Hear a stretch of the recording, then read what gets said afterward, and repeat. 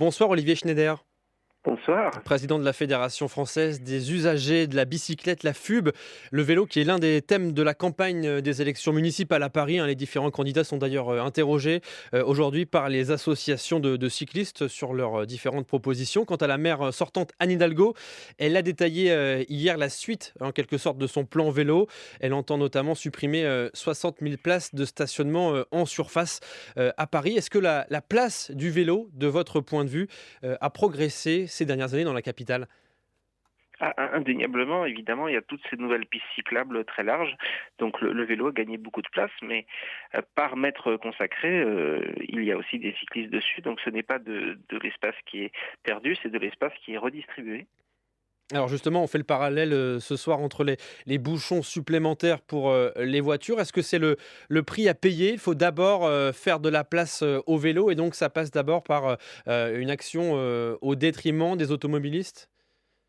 L'espace public est très rare et donc par définition, et notamment dans une ville aussi dense que Paris, on ne peut développer d'autres modes de transport, notamment ceux qui ne polluent pas et ceux qui permettent de ne pas être dans les embouteillages, qu'en récupérant de l'espace sur un autre mode, comme à Paris, les rues sont quand même relativement étroites par rapport à d'autres capitales, parce que Paris c'est tout petit, on est obligé de retirer de l'espace à la voiture, et donc c'est plutôt une bonne chose, parce que quand on donne de l'espace à la voiture, finalement, c'est un appel d'air qui incite à continuer à se déplacer en voiture, alors qu'à l'inverse, ces belles pistes cyclables bien larges, même si aujourd'hui il n'y a pas encore un réseau complet, c'est un appel d'air qui fait qu'il y a des gens qui changent de mode de transport, donc il y a aussi moins de voitures. Comment on explique que les embouteillages progressent? Ça veut dire que les gens ne se sont pas encore décidés totalement à changer de mode de transport, comme vous le dites?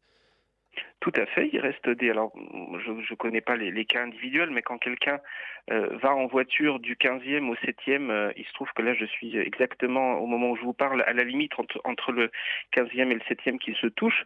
Donc, ce sont des trajets qu'on peut faire en métro, pour certains à pied et pour d'autres à vélo. Évidemment, il y a une liberté de se déplacer, mais vu l'espace que consomme la voiture quand elle se déplace et quand elle stationne, il y a un certain nombre de déplacements. Oui, il faut inciter à les faire autrement qu'en voiture. Est-ce que le plan vélo parisien, le modèle parisien est exportable à d'autres villes en France? Alors les contextes sont totalement différents compte tenu de la différence de densité. On a 20 000 habitants au kilomètre carré à Paris, ce qui n'est absolument pas, ce qui est une valeur unique au monde à part Hong Kong. Mais il y a un certain nombre d'enseignements à tirer de Paris, c'est notamment quand on fait des vraies pistes cyclables, on retrouve beaucoup de gens dessus, pas uniquement des hommes de 30 ans, mais aussi des femmes, mais aussi des enfants, mais aussi des personnes âgées. Et donc en effet, cet enseignement-là, il est à exporter dans toute la France. Faites des vraies pistes cyclables et vous aurez des cyclistes de tout âge. C'est-à-dire des pistes cyclables qui ne soient pas forcément un couloir partagé avec les bus?